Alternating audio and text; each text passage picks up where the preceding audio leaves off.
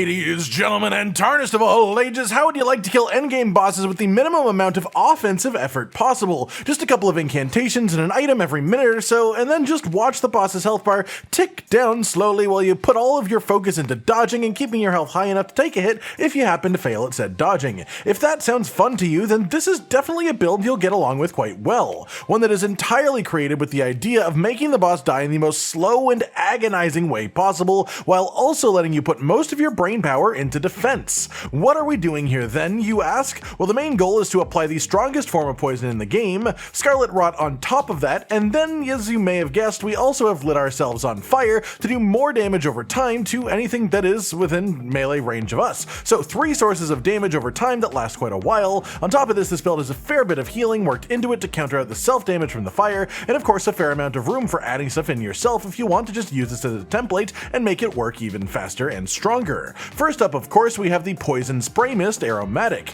This item makes you breathe out a poison breath in front of you, and it applies the strongest form of deadly poison in the game, doing even more damage than Scarlet Rot does per second. Of course, it only lasts for 30 seconds, but you can reapply it to keep it going. You can carry 10 of these at a time, and you can pretty consistently apply this in 1 or 2 uses of the item. That does make it a little bit reliant on having the materials to craft this item pretty consistently, but it's definitely worth it, trust me. Secondarily, of course, we use Scarlet Aeonia, the Rotting Flower incantation, and this applies rot in 1 or 2 uses as well, depending on the boss's resistances. This debuff lasts for 90 seconds and does an absolute ton of damage while it's active. Thirdly then is Fire's Deadly Sin. This spell normally lasts for 40 seconds, but our build alters that to be about 53 seconds, and it does a surprising amount of damage with the setup that we've got too, specifically due to how the rounding works with low damage numbers in the game. Here is Fire's Deadly Sin with no buffs, 6 damage per tick to a non-resistant enemy, and it has incredibly frequent ticks as well. If we then trigger the Mushroom Crown Helmet buff for 10% bonus damage, it actually increases this to 7 per tick. If you're keeping track though, that's actually about a 17% damage bonus. I think you just can't buff it by less than 1. Then if you also activate the Kindred of Rot's Exaltation talisman on top of that for 20% bonus damage theoretically, it actually goes up to 9 per tick. That's due to a weird rounding effect again with the lower numbers, and the result is these 2 items together makes Fire's Deadly Sin deal 50% more damage instead of the 30% that they're supposed to apply. Yes, we are also boosting our damage in other ways, such as our Wondrous Flask and our Golden Vow, but most meaningful enemies have at least level 1 fire resistance as well, which puts it back around the same numbers and makes this weird rounding effect actually still work quite heavily in our favor. As for PvP, this build is, well, it's not fantastic. Obviously we are running 80 Faith, and so you can stick in any supplementary incantations that you feel like to make it better, but as it is within this template, it doesn't do great. Scarlet Aeonia is fantastic in PvP, honestly, the poise is great, the damage is great, and applying Scarlet Rot to an enemy is fantastic to do, but a human player would have to be really lacking a few brain cells to get poisoned by the Spraymist Aromatic, and Fire's Deadly Sin is likely to deal as much damage to you as it does to your enemy in PvP as well.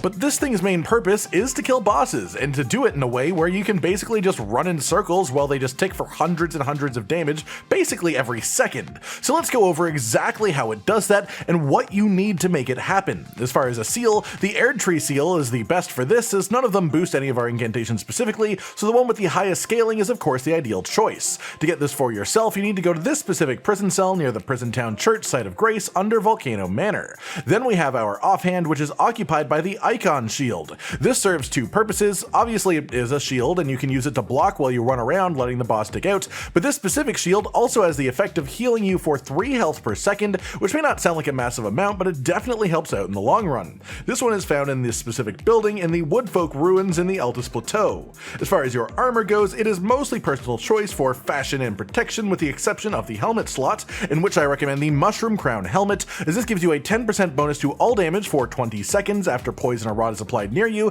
and of course the main goal of this build is to apply our deadly poison once every 30 seconds anyways, not to mention the rot as well. To get this, simply go pick it up in the southeast corner of the Lake of Rot region. Then we have our talismans, and this is one of the few times I have ever not recommended the Shard of Alexander, which honestly just sort of feels weird not to. But today we are starting with the Fire Scorpion Charm Talisman, which gives you 12% bonus fire damage at the cost of some reduced damage negation. This is found in Fort Lade on the western side of Mount Gelmir, right by the Seethwater Water Terminus Site of Grace. After that is the Phlox Canvas Talisman. This gives you an 8% bonus to all incantation damage, which is obviously very relevant for us here. You get this one after completing the Millicent questline one way or the other by going to Gary's shack in the middle of Caelid afterwards and defeating the bug in a human suit that's located there. Then we have the Kindred of Rot's Exaltation Talisman. This boosts all damage by 20% for 20 seconds after applying poison or rot, and once again that is our main goal within the build anyway, so this is exceptionally useful to us. To get this for yourself, simply go and get it from the Seathwater Cave on Mount Gelmir by defeating the boss that's inside. Then we have the Old Lord's Talisman, which is exceptionally useful in this specific case. This increases the duration of buffing spells by 30%, and usually it's not quite good enough, but in this case it fits the build perfectly. In this build we are using Golden Vow, which now lasts around 25 seconds longer than normal, Blessing of the Erd Tree, which lasts about 30 seconds longer than normal, and also Fire's Deadly Sin, which gets about 13 extra seconds from this talisman. In that way, it affects our survivability, our regeneration,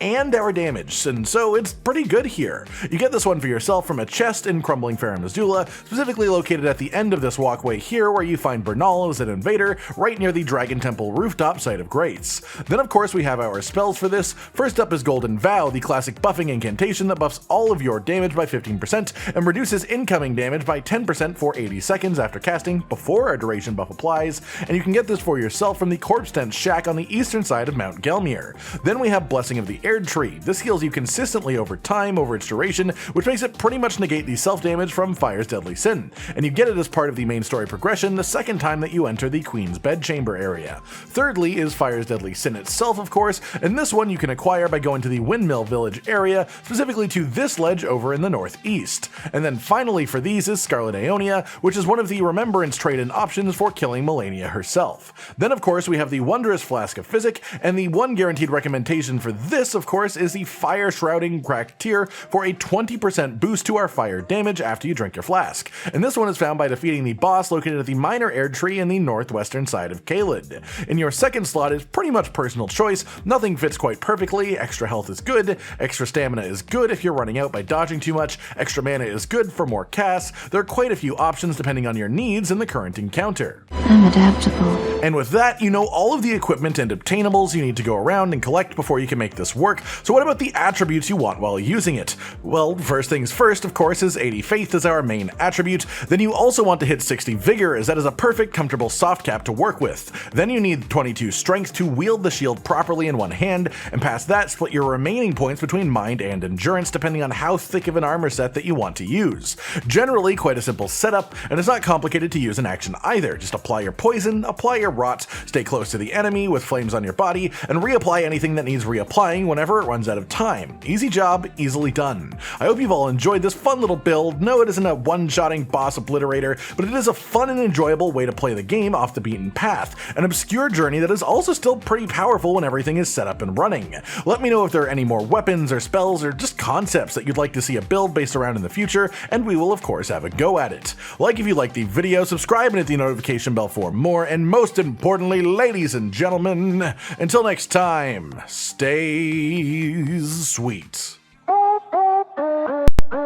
Josh, Cotton, and Hollow with the videos, dropping the humor like a hammer on your tippy toes, bringing entertainment on a daily arrangement to take our insanity and turn it into entertainment. Yes, I said entertainment twice, to reiterate that it is nice to look into your faces on a mostly daily basis when you let us in your homes to make the whole world a stage. Goodbye.